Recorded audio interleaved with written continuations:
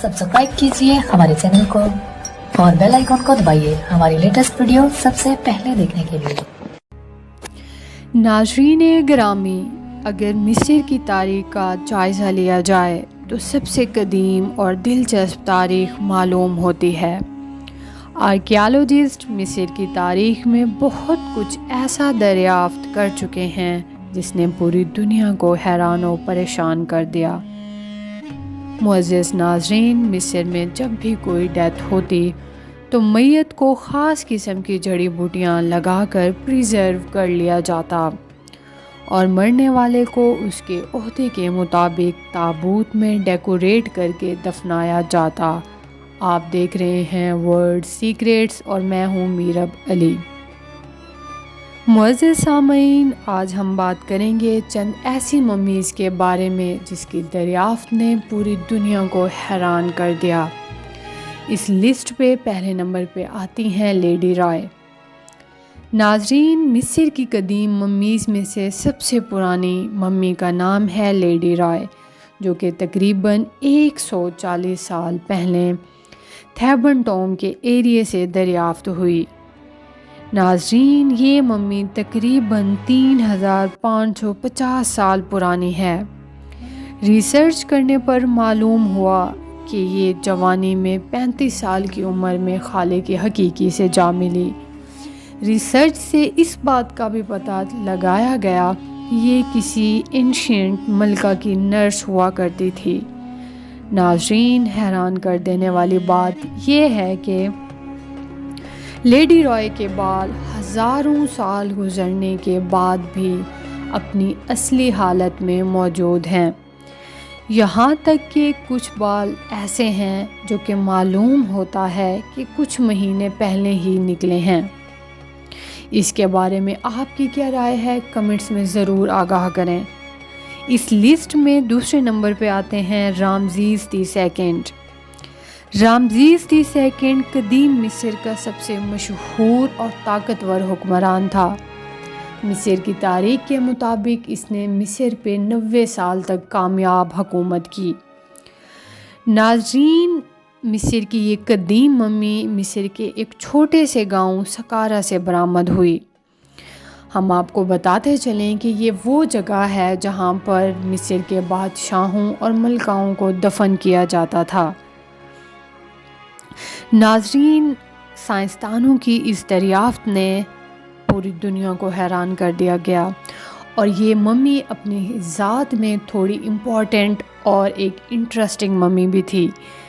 दरियाफ़्त के कुछ टाइम बाद ही पता चला कि ये मम्मी टाइम के साथ ख़राब हो रही है।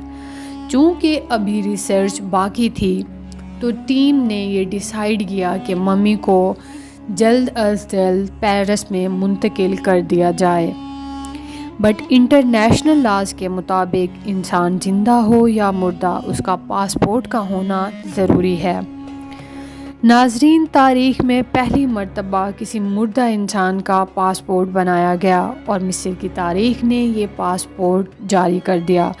यूँ इस मम्मी को पेरिस में मुंतकिल कर दिया गया, जहाँ पर उनका अच्छे से इस्तकबाल हुआ और इलाज करने के बाद आज ये मम्मी पेरिस में अपनी असली हालत में मौजूद है। इस लिस्ट पे तीसरे नंबर पे आते हैं तूतनखामुन। नाज़रीन गिरामी, ये एक ऐसी पुरअसरार मम्मी है जिसने कई लोगों की जानें ली। जी हाँ, ये एक ऐसी मम्मी है जो इतनी तरक्की करने के बावजूद भी साइंस पे एक ऐसा सवालिया निशान बने हुए है जिसका जवाब कोई भी ना दे सका। नाज़रीन, ये मम्मी 1922 में दरियाफ़्त हुई। तूतनखामुन का जब ये दरियाफ़्त हुई, तूतनखामुन का मकबरा सोने से भरा हुआ था।